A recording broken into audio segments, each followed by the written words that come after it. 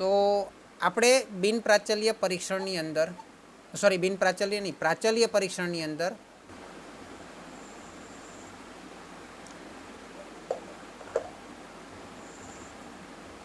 સૌથી પહેલાં આપણે પરિકલ્પના કરવાની, હાઇપોથિસિસ 0 અથવા તો હાઇપોથિસિસ 1 કોઈ પણ એક પરિકલ્પના કરવાની.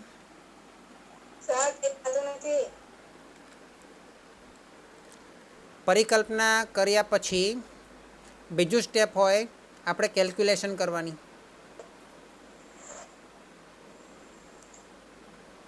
ત્રીજું સ્ટેપ છે આપણું ટેબલ વેલ્યુ શોધવાની.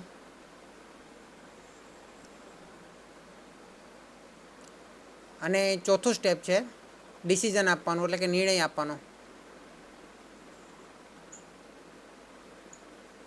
ઓકે, નિર્ણય આપવાનો. એની અંદર કેલ્ક્યુલેશનવાળો જે ટોપિક છે ને, સૌથી ઇમ્પોર્ટન્ટ ટોપિક આ છે કે એની અંદર પણ આપણે 3 થી 4 સ્ટેપમાં એ કેલ્ક્યુલેશન હોઈ શકે. અને તો કેલ્ક્યુલેશનવાળા પોઈન્ટની અંદર સૌથી અગત્યની વસ્તુ જે તમને પ્રોબ્લેમ કરે, જે બુકની અંદર તમને અલગ અલગ બહુ બધા સૂત્ર શીખવાડવામાં આવે, ખરેખર બહુ બધા સૂત્ર છે જ નહીં આની અંદર. સૂત્ર તો કંઈ વધારે નથી. જો તમે 11મું ધોરણ ભણ્યા હોય બરાબર, તો પ્રમાણિત વિચલન અને વિચરણ વિશે તમને ખબર હોય તો તમારા પાસે કોઈ જ નવા સૂત્ર નથી. તમે મને કહેશો પ્રમાણિત વિચલનના કેટલા સૂત્ર હતા તમારી પાસે? પ્રમાણિત વિચલન, નિદર્શનું પ્રમાણિત વિચલન શોધતા હતા બરાબર, સ્મોલ એસ બરાબર. કયું સૂત્ર તમને યાદ છે? કોઈને પણ યાદ હોય તો બોલો. પહેલી વાત તો પ્રમાણિત વિચલન હોય એટલે વર્ગમૂળ તો આવે ને આવે જ. સૌથી પહેલું સૂત્ર તો કંઈક આવું હતું, sigma x minus x bar નો વર્ગ છેદમાં n. આવું હતું સૌથી પહેલું સૂત્ર. અચ્છા, બીજું એક સૂત્ર કંઈક આવું હતું, બે કાઉન્સ કરતો તો મેં. પહેલાની અંદર વર્ગ લખતો હતો, બીજામાં 12 વર્ગ લખતો હતો. અને અહીં હું લખતો હતો સિગ્મા એક્સ અપોન n, અને અહીં હું લખતો હતો સિગ્મા એક્સ અપોન n. એકાદ સૂત્ર કંઈક આવું હતું, સિગ્મા ડી સ્ક્વેર અપોન, આપણે ડિફરન્સ લીધો હોય ને, જ્યારે ધારેલી રકમ લીધેલી હોય ને ત્યારે કંઈક આવું સૂત્ર આપણે બનાવતા હતા. એની 12 કૌંસની 12 સ્ક્વેર કરતા હતા. તો પ્રમાણિત વિચલનના મુખ્ય તો આ 3 સૂત્ર છે. પરંતુ તકલીફ ત્યાં આવે છે કે આપણે પ્રમાણિત વિચલન નથી શોધવાનું. આપણે પ્રમાણિત વિચલન નથી શોધવાનું. આપણે શોધવાનું છે આ ભાગ શોધવાનો છે. જો આ ઉપરનો અંશ છે ને, એનું અગત્ય છે. કારણ કે જ્યારે પ્રમાણિત વિચલન તમને આપેલું છે, તે પ્રમાણિત વિચલન જે છે તે એક પ્રાચલ છે. શું છે? પ્રાચલ.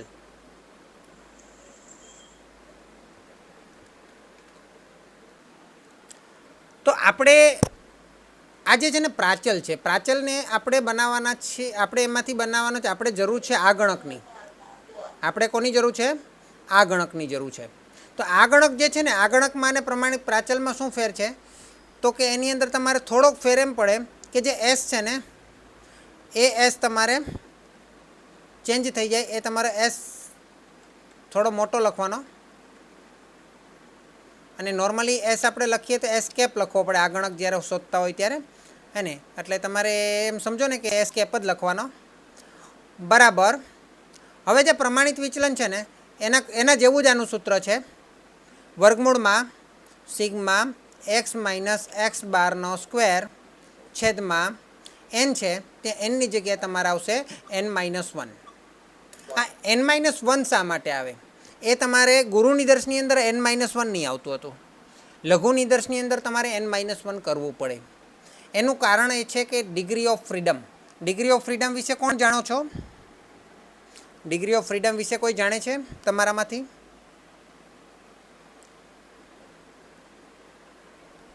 સ્વતંત્રતાની માત્રા એવું કઈ આવે છે એની અંદર. Very good. સ્વતંત્રતાની માત્રા કયા ધોરણમાં ભણ્યા? કયા સેમમાં? ઓકે. સ્વતંત્રતાની માત્રા એટલે કે ડિગ્રી ઓફ ફ્રીડમ, માત્રા એટલે ડિગ્રી ઓફ ફ્રીડમ. હા, ડિગ્રી ઓફ ફ્રીડમ એટલે શું? તો આ તમને n-1 શા માટે કરવામાં, અહીંયા કેમ n અને અહીંયા કેમ 1 માઇનસ કેમ કરવામાં આવે? એ શબ્દ, એ પ્રશ્નનો જવાબ તમને ડિગ્રી ઓફ ફ્રીડમમાં મળશે. હું તમારી પાસે એક કોષ્ટક મૂકું છું, એની અંદર 4 ખાના છે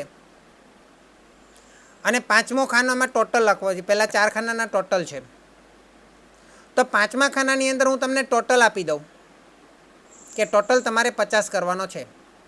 50ની આપણે નાનો આંકડો રાખીએ સમજવા માટે. ટોટલ તમારે 10 કરવાનો છે અને તમે સ્વતંત્ર રીતે કેટલા ખાના ભરી શકશો?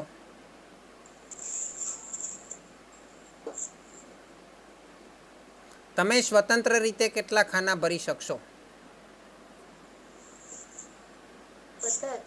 બધા નહીં ભરી શકો સ્વતંત્ર રીતે.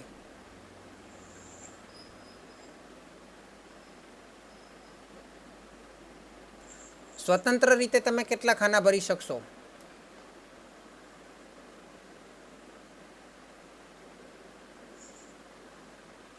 ટોટલ 10 કરીને જુઓ, ચેક કરો. તમે બોલો, અહીં પહેલા ખાનામાં કેટલા મૂકો? 3. બીજા ખાનામાં? 3. ત્રીજા ખાનામાં? 3.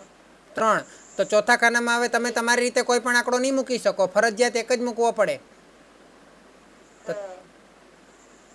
સમજ પડી? તો સ્વતંત્ર રીતે તમે 3 ખાનામાં મૂકી શકો છો. એક ખાનું વધી જાય છે. એ એક ખાના તમારું સ્વતંત્રતા એક ખાનાની ઓછી છે, તો સ્વતંત્રતા તો તમારી 3 થઈ ને, બરાબર? એટલે તમારે અહીંયા n કેટલા હતા? n બરાબર 4 હતા, 4 બોક્સ હતા, પરંતુ એમાંથી આપણે 1 માઇનસ કરી દીધું, જે આપણે સ્વતંત્ર રીતે નથી ભરી શકતા તે, હે ને? તો n-1 કર્યું કે નહીં અહીંયા? તો અહીંયા પણ n-1 કરવું પડે કે નહીં? કારણ કે આપણે સ્વતંત્ર રીતે જેટલા ખાના ભણી મૂકી શકીએ એનું જ મહત્ત્વ છે.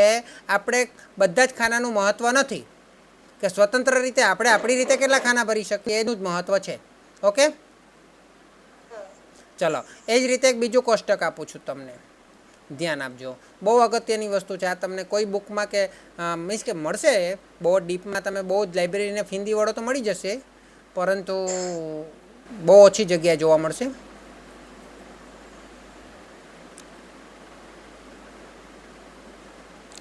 હવે તમારી પાસે અહીંયા ટોટલ આપી દીધો. અહીંયા 4 ખાના છે, વચ્ચેના 4 ખાના, સ્ટાર્ટિંગના 4 ખાના, ત્યાં તમારે કિંમતો ભરવાની છે આ 4 ખાનામાં. હવે આ 2 ખાનાનો ટોટલ અહીંયા થવો જોઈએ, આ 2 ખાનાનો ટોટલ અહીંયા થવો જોઈએ, આ 2 ખાનાનો ટોટલ અહીંયા, આ 2નો ટોટલ અહીંયા, આ બંનેનો અહીંયા. 2/2 સમજો ને તમે, 2/2. ઓકે, તો તમારે અહીંયા હું તમને ભરી દઉં છું 10. હવે તમે સ્વતંત્ર રીતે કેટલા ખાના ભરી શકશો?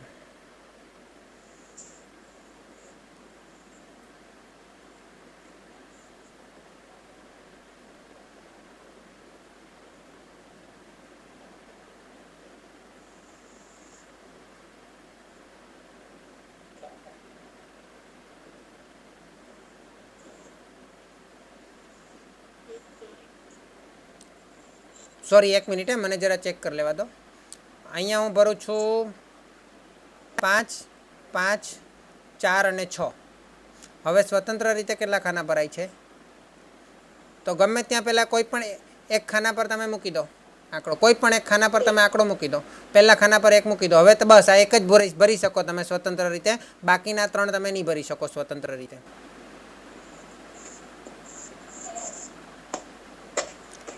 એક તમે ભરી દીધો એટલે 1 ને 4 5 થાય, 1 ને 3 4 થાય.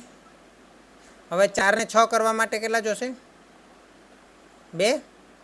3 ને 2 કરવા માટે 5 થાય, હે ને? તો આ બધા આંકડા તો તમારે કમ્પલસરી ભરવા પડે ને. સ્વતંત્ર રીતે તમે એક જ ખાનું ભરી શક્યા,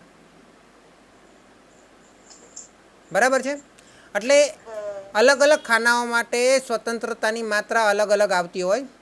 અને આપણે હાલમાં જે ઊભા ખાનાની, સિંગલ લાઇનના ખાનાની વાત કરીએ ત્યારે આપણી પાસે સ્વતંત્રતાની માત્રા માટે 1 ખાનું ઘટી જાય એટલે આપણે n-1 કરવું પડે સૂત્રમાં. અને આ સૂત્રમાં n-1 કેમ કરવાનું એ મોટા મોટા પ્રોફેસરોને પૂછવાનો પ્રયત્ન કરજો અને જાણવાનો પ્રયત્ન કરજો. ક્યાંક ને ક્યાંક તમને n-1 વર્ષે કદાચ નવો જવાબ પણ મળશે અને કદાચ મીન્સ કે એને મારા કરતાં પણ સારો જવાબ મળી શકશે. ટ્રાય કરજો. તો આપણા માટે મહત્ત્વનું છે આ ગણકનું મહત્ત્વ છે. પ્રમાણિત વિચલનનો આ ગણક જોઈએ છીએ. આ ગણક એટલે કે કેપ જોઈએ છીએ અને કેપ માટે તમારે nની જગ્યાએ n-1 મૂકવું પડે. પરંતુ આ ગણક એમ મળતો નથી. એના માટે સૌથી પહેલાં મહત્ત્વનું છે તમારે સિગ્મા એક્સ માઇનસ એક્સ બારનો સ્ક્વેર શોધવાનો. હવે સિગ્મા એક્સ માઇનસ એક્સ બારનો સ્ક્વેર કઈ રીતે મળે એ જોઈએ. તમારે શોધવાનું છે સિગ્મા એક્સ માઇનસ એક્સ બારનો સ્ક્વેર. અને હું તમને માહિતી આપું છું એક્સની. એક્સની માહિતી મેં તમને આપું છું કે 1, 2, 3, 4 અને 5. હવે તમારે એક્સ માઇનસ એક્સ બાર શોધવાનો છે. તો સૌથી પહેલાં તમારે શું શોધવું પડશે? એક્સ બાર શોધવો પડશે. અને એક્સ બાર શોધવા માટે તમારે પહેલાં સિગ્મા એક્સ શોધવો પડશે. તો સિગ્મા એક્સ તમારો થશે 15. આ 15નો આપણે મધ્યક કરશું એટલે એક્સ બાર બરાબર સિગ્મા એક્સના છેદમાં n બરાબર 15/5 બરાબર 3. એટલે એક્સ માઇનસ એક્સ બાર તમે કરશો. એક્સ માઇનસ એક્સ બાર કરશો એટલે 1 - 3 એટલે -2 આવશે, -1 આવશે, 0 આવશે, 1 આવશે ને 2 આવશે. આનો સરવાળો તો હંમેશા 0 જ આવે. મધ્યકમાંથી લીધેલા વિચલનોનો સરવાળો હંમેશા 0 હોય. હવે આનો આપણે વર્ગ કરવાનો. એક્સ માઇનસ એક્સ બારનો સ્ક્વેર કરવાનો એટલે 2 નો વર્ગ 4, માઇનસ ઉડી જશે નિશાની. પછી 1 નો વર્ગ 1, 0 નો વર્ગ 0, 1 નો વર્ગ 1 અને 2 નો વર્ગ 4. એટલે આનો સરવાળો થશે 10 અને એ આપણો સિગ્મા એક્સ માઇનસ એક્સ બારનો સ્ક્વેર છે. ક્લિયર? ઓકે. તો આપણે તો એક્સ માઇનસ એક્સ બાર કરીને સિગ્મા એક્સ માઇનસ એક્સ બારનો સ્ક્વેર શોધ્યો. પરંતુ આ જ રકમને એક્સની કિંમત આપણી પાસે છે 1, 2, 3, 4 અને 5. ધ્યાન આપજો. હવે હું મધ્યક બાદ નથી કરતો, કોઈ બીજો આંકડો બાદ કર, બધામાંથી એક બાદ કરી દઉં તો મેં ડિફરન્સ શોધ્યો કહેવાય. ડી બરાબર એક્સ માઇનસ 1 કહેવાય. એટલે કે ડી બરાબર 1માંથી 1 બાદ કરું તો 0, 2માંથી 1 બાદ કરું તો 1, 3માંથી 1 બાદ કરું તો 2, 4માંથી 1 બાદ કરું તો 3 અને 5માંથી 1 બાદ કરું તો 4. હવે ડી સ્ક્વેર કરું. ડી સ્ક્વેર કરવું એટલે 0 નો વર્ગ 1, 1 નો વર્ગ 1, 2 નો વર્ગ 4, 3 નો વર્ગ 9, 4 નો વર્ગ 16. અને સિગ્મા ડી સ્ક્વેર કેટલો મળે મને જરા કહેશો? 16 ને 17, 18, 19, 20, 21, 22, 23, 24, 25, 27, 28, 30. કેટલો મળ્યો? પણ આના પરથી મારે આ શોધવું હોય તો શું કરવાનું? આ સિગ્મા ડી સ્ક્વેર પરથી મારે 30 પરથી મારે આપણો સાચો આન્સર તો 10 છે. તો 10 શોધવા માટે મારે શું કરવાનું? તો સૂત્ર શું હતું આપણું? ખરેખર ડી વાળું સૂત્ર હતું જે પ્રમાણિત વિચલન શોધતા હતા. એનું સૂત્રમાં શું કરતા હતા આપણે? માનાંકમાં નહીં.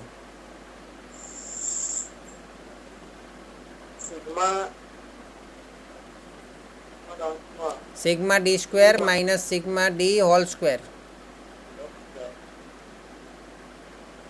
હે ને? તો સિગ્મા ડી એટલે 4, 5, 6, 7, 8, 9 ને 10. તો અહીંયા આપણી પાસે કેટલા છે? 30 છે. માઇનસ સિગ્મા ડી એટલે 10. અચ્છા, અહીંયા છેદમાં n પણ આવશે ને? એટલે 10ના છેદમાં 5.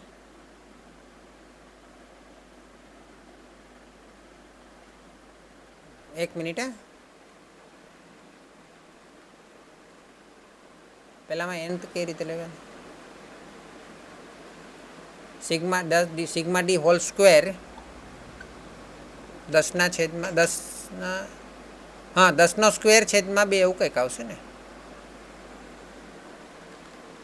આટલું સમજ પડી બધાને? તો હવે આપણે આગળ વધીએ.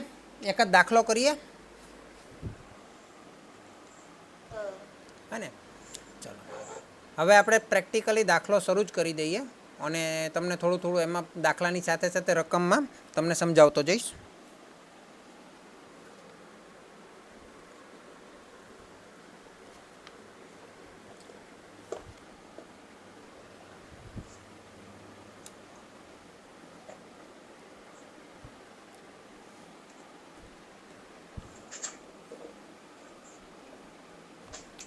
ચલો, તો સૌ પ્રશ્ન પહેલા પ્રશ્ન લખી દઉં કે તમે લખો છો? લખો ને પ્રશ્ન. નોટબુક છે ને સામે? તમારે પેલું બધું ઉતારવું છે તો હું તમને પછી મોકો આપીશ.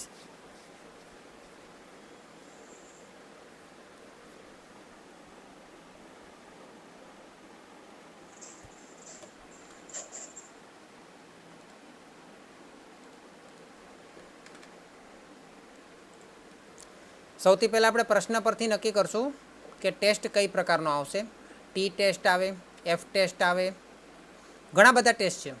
ઝેડ ટેસ્ટ આવે એટલે કે ઝેડ પરીક્ષણ આવે, કાઈ સ્ક્વેર પરીક્ષણ આવે કે અન્ય કોઈ પરીક્ષણ આવે. તો પહેલી વાત છે, પ્રશ્નમાં પરીક્ષણ આપણે શેનું કરવાનું છે?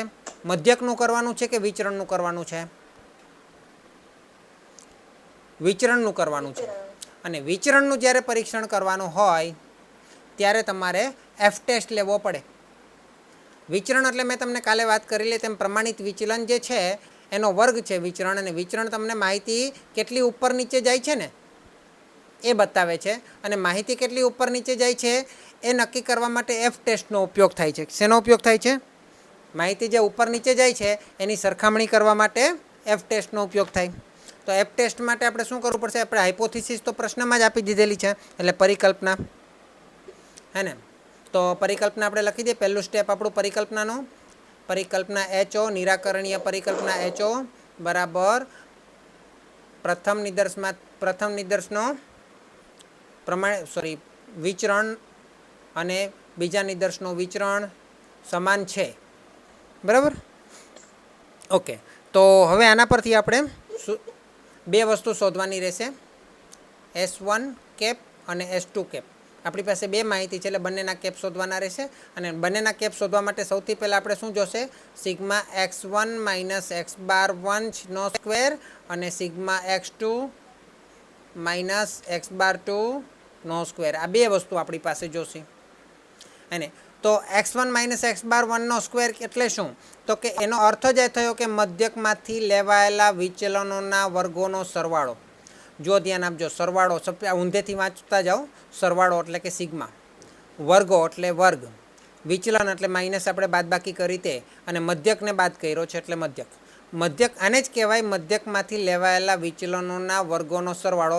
સૌથી પહેલાં આપણે મધ્યકમાંથી વિચલન લીધા, પછી એનો બધાનો વર્ગ કર્યો, અને વર્ગ કર્યા પછી એનો સરવાળો કર્યો, એટલે મધ્યકમાંથી લેવાયેલા વિચલનનો વર્ગોનો સરવાળો. હે ને. તો એ તો આપણને આપી દીધેલું છે 120 અને 314.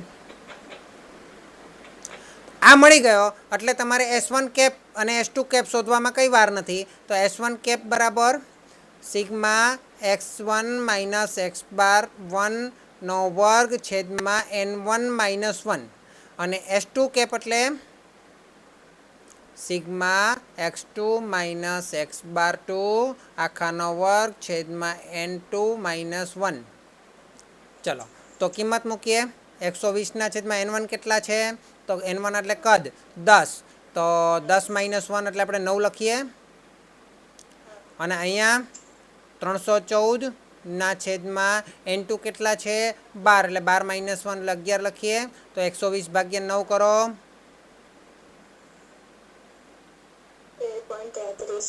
13.33.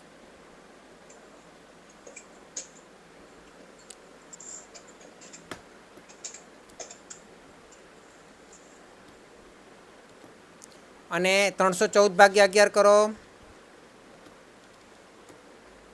28.55.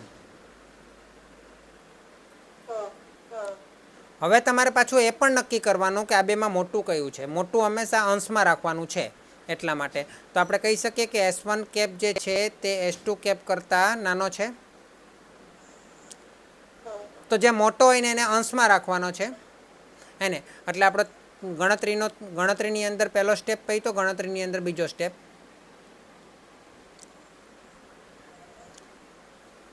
તો એ આપણને મળશે એફ. શું મળશે? એફ. એફ ટેસ્ટ કરીએ છીએ ને આપણે, તો એની અંદર મોટી વસ્તુ મોટો આંકડો ઉપર રાખશું એટલે S2 કેપ ઉપર રાખશું અને S1 કેપ નીચે રાખશું. જો S1 મોટો હોતે તો S1 ને ઉપર રાખતે, S2 ને નીચે રાખતે. બરાબર છે. ચલો હવે 28.55 ના છેદમાં 13.33 કેટલા આવે છે મને કહો.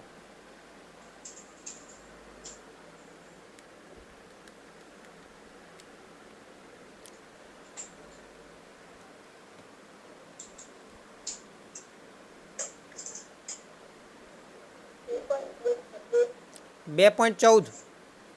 હા 2.14. હવે એ જે 2.14 આપણને મળ્યા એ આપણી કેલ્ક્યુલેટેડ વેલ્યુ થઈ. એફની કેવી વેલ્યુ થઈ? ગણતરી કરેલી વેલ્યુ થઈ. હવે આપણે એફની ટેબલ વેલ્યુ શોધવાની છે. હવે તમારી પાસે આલેખ બુક હશે, સોરી આલેખ બુક નહીં, ટેબલ બુક, લોગ બુક, ના સ્ટેટિસ્ટિકલ ટેબલ્સ છે નથી, તો કંઈ વાંધો નહીં. હવે હું તમને વાત કરું કે તમારે ટેબલ કંઈક છે ને આવું આવશે. આનું ટેબલ ઊભું અને આડું બે કોલમ હશે. ઉપરની બાજુ V1 લખેલા હશે અને ઊભામાં V2 લખેલા હશે, હે ને? તમારી પાસે બુક હોય ને, તમારી 5th સેમની સ્ટેટની બુક હોય ને, તો પણ એમાં પાછળ આપેલા છે કોષ્ટક. ચલો, તો ઉપરની બાજુ V1 આપેલા છે ને ઊભામાં કોલમની અંદર V2 આપેલા છે. હવે એની અંદર તમને એનની કિંમત, સોરી હા, હવે V1 ને V2ની વાત કરું તો V1 એટલે શું? તો V1 એટલે એન આપણે આ બેમાં જે મોટું હોય ને તેનું કદમાંથી એક બાદ કરવાનો. એટલે આપણે તો ડિગ્રી ઓફ ફ્રીડમ લેવાની, સ્વાતંત્રતાની માત્રા પ્રમાણે લેવાનું ને. તો V1 બરાબર મોટું કયું છે આ બેમાંથી?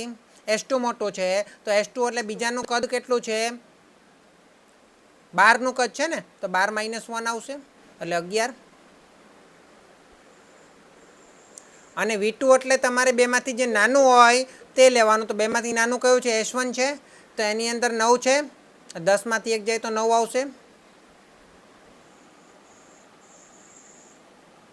બરાબર. તો V1 તમારે 11 જે છે ને આની અંદર તમારે મળશે 1 2 3 એમ લખેલું હશે અને 11 તમને મળશે.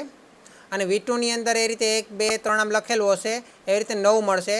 આ 9 અને 11ની સામે તમારે જોવાનું જે તમારો ટેબલનો આંકડો હશે એ ટેબલનો આંકડો તમારે અહીંયા ટેબલ વેલ્યુ મળશે. અને આની અંદર ટેબલ વેલ્યુ આપેલી છે મારી પાસે છે તેની અંદર. હા, એની અંદર પાછા બે પ્રકારના કોષ્ટક હશે, 0.01 અને 0.05 માટે. 0.05 માટેનું કોષ્ટક અલગ છે, 0.01 માટેનું કોષ્ટક અલગ છે. એટલે 1% સાર્થકતાની કક્ષા એટલે 0.01 અને 5% સાર્થકતાની કક્ષાઓ કીધી હોય તો 0.05. મોટાભાગે 5%ની સાર્થકતાની કક્ષા લેવામાં આવે છે જો કંઈ ના કહ્યું હોય તો. કહ્યું હોય તો તમારે 1%ની પણ જોવી પડે. તો 5%ની સાર્થકતાની કક્ષા અહીંયા જવાબ આપેલો છે 3.10. એટલે ટેબલ વેલ્યુમાં એફની ટેબલ વેલ્યુ જો આપણે જોઈએ તો એફની ટેબલ વેલ્યુ જોવાની, પણ ટેબલ વેલ્યુમાં V1 કેટલો લેવાનો છે? 11 અને V2 કેટલું લેવાનું છે? 9. આવું આપણે જોયું તો ખબર પડી કે 3.10 આવે છે. કેટલા આવે છે? 3.10. અને આ 3.10 કરતાં ગણતરી કરેલી વેલ્યુ ખરેખર વેલ્યુ કેટલી વેલ્યુ છે? 2.14 છે.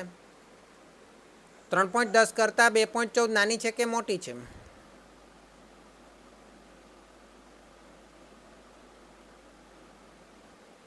બોલો, 3.10 કરતાં કેલ્ક્યુલેટેડ વેલ્યુ નાની છે કે મોટી છે?